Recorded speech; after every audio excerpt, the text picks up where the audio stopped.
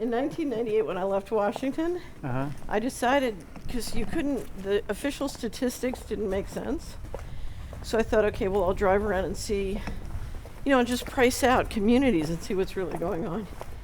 So I drove about 500,000 miles across the U.S. over a 6-year period.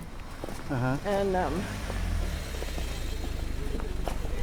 one of the things I learned how to do was drive with my knees. Oh, yeah, right? Because you could do a lot of multitasking driving with your knees.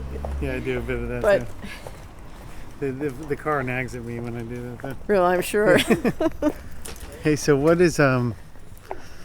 how'd you end up in Holland here? Or what? So in 2012, yeah, I got a phone call from Robert's partner they were doing conferences. And they said, we're doing a breakthrough energy conference in Amsterdam. And our goal is to help cab drivers understand breakthrough energy. I said, well, okay, that sounds like my kind of deal. And so, again, here it is somewhere. So I said, sure, I'll come. And I came and I said, I know nothing about breakthrough energy, but I can speak about the economics. So I came. Could you get on my right and I'll... Yeah. So I came and met Robert and the group he was doing conferences with. And then I so loved the area that I came back. When was it? They did another conference in the U.S. So I came back and decided I would spend a month in Amsterdam just learning about the Netherlands. And so Robert invited me to come out to Stavoren, and I loved his work. So I said, would you make our audios and videos and do our stuff? So we started, and he started to do all of our audio video work, and it grew and grew and grew. So you're making Holland home now? Well, what happened was, I was starting to spend so much time working with him because we moved our hard copy and our printing and our wrap-ups. He took on the graphics work and the magazine too. So I was spending so much time co-locating with him that it then interrupted my Schengen area movement. So we decided we'd start a company together and get a residency certificate so that I wouldn't be limited for the Schengen travel. And then COVID-19 happened and I was here. Yeah. So my interpretation is if I go back to the America, my plan had been to spend half my time in Europe and half my time in America because our subscribers and our base is global. So I wanted to be free to travel the Northern Hemisphere, globally. And then COVID happened, so I don't want to go anywhere if I can't come back. So anyway, so we've started a company here because I've always wanted a European company. I just think if we're going to build a human civilization, it's going to be a global group of people who do it. And if you look at the people who decided they would rather go with truth than the cult, they're global. They're not in one place.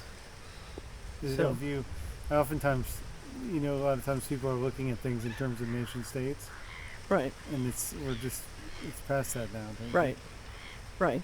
Although we have to have place-based optimization, and the problem with Mr. Global and the global leadership is they're harvesting places, and places have a negative return on investment. So all solutions require to reverse that and build bottom-up optimization in the economy. And it's going to have to be global. Because this is a planetary...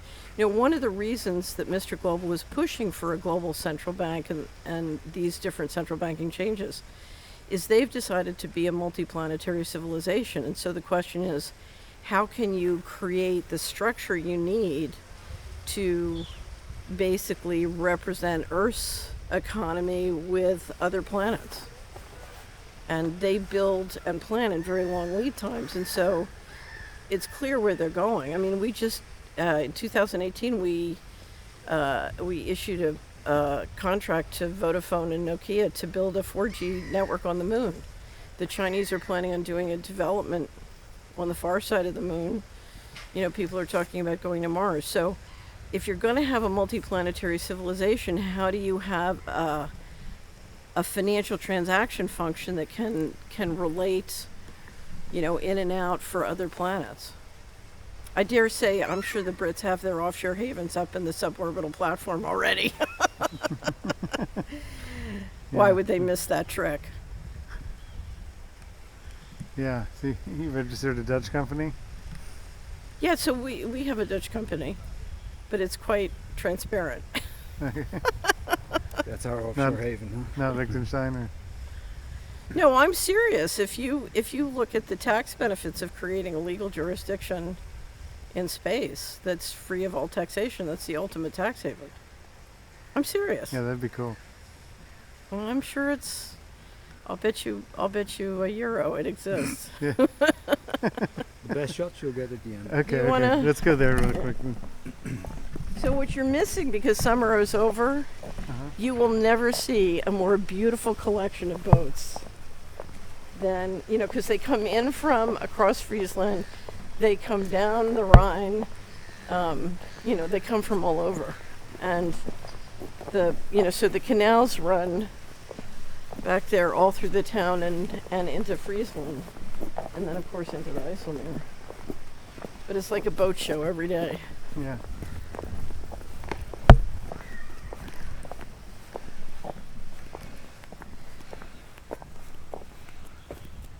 Now, you weren't in Germany when Bobby and Mary came, were you? No. No. Just the last 2 weeks, yeah.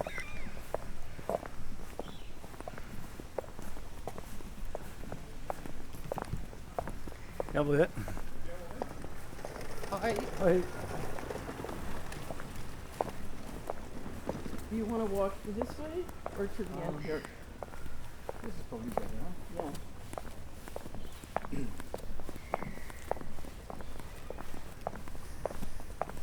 Let's go underneath those. Go past me. We can go up to the. I cut this way. Yeah, with the harbor lights.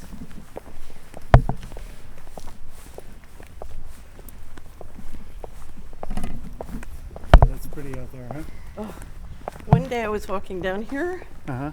and a flock of like 100 starlings started to do figure eights over my head, Uh-huh. and I just stood there. And each time they did a figure eight, they came closer and closer. It was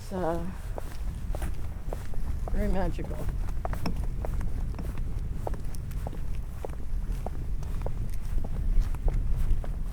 So we're looking south across to, A little north of Amsterdam.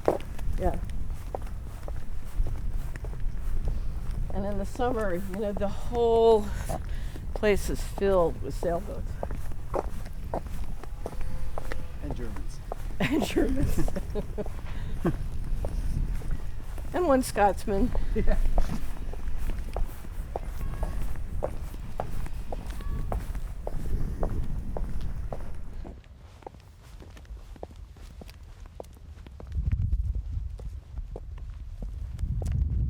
So I used to have a pastor who would say, if we can face it, God can fix it. And I believe that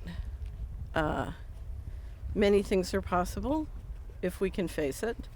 So again, transparency is very important.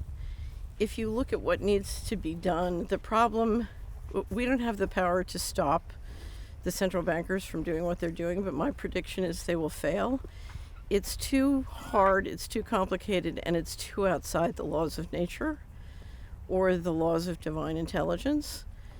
And the issue then becomes, how do we, as a people, pick up and build a human civilization? So, you know, they decided they couldn't do a human civilization. They're doing something I think will fail. And the question for all of us is, how can we make sure we can take things right if and when they fail? So everybody knows my favorite Bible story is the story of Gideon, and that's my prediction for what's going to happen.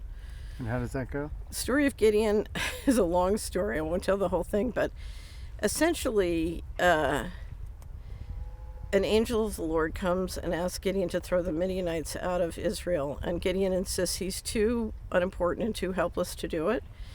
And the angel of the Lord says, well, that's okay, we're going to do it. You're perfect because everybody will know it was us, not you.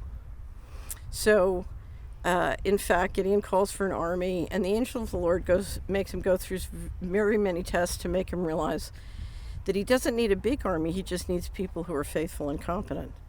And in fact, in this environment, my advice to everybody after they come clean is strip your life down to the people who are, faithful and competent.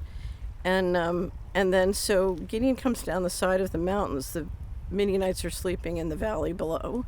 And he comes down with Gideon's army, banging pitchers and lanterns. And the Midianites are so hateful and suspicious of each other, they jump up in the dark and kill each other. And in fact, every time I've seen someone bring tremendous transparency to what's happening, that's what happens. The Midianites, a fight breaks out and the Midianites start killing each other. And if you look at what these guys are trying to do, it's so hard and complicated. I think the Midianite thing is going to happen par excellence. And the question for all of us is, okay, what's our plan if and when that happens? What's your plan if that happens? What is my plan? My plan is to build a human civilization. And again, first you bring transparency, then you rebuild the economy bottom up. But you have to, we are now integrating very powerful technology, and that means we have to grow spiritually. We have to, you can't have this kind of advanced technology, managed by cavemen. And to a certain extent, that's what we're watching. We're giving very powerful weaponry and very powerful surveillance technology to people who are using it, behaving like cavemen. And the last question is do you think there's a spiritual dimension to this? I think first and foremost what we're dealing with is spiritual. This is part of a 10,000-year-old war, and the outcome depends on our ability to spiritually evolve and grow up. So, I tell everybody death is not the worst thing that can happen here. What can happen is you can lose your immortal soul. That's your danger. So stop worrying about death and start worrying about, whether you're going to be free or not. Okay, great. Thank you. That's good. Okay. I said it in one sentence. You Yay! did!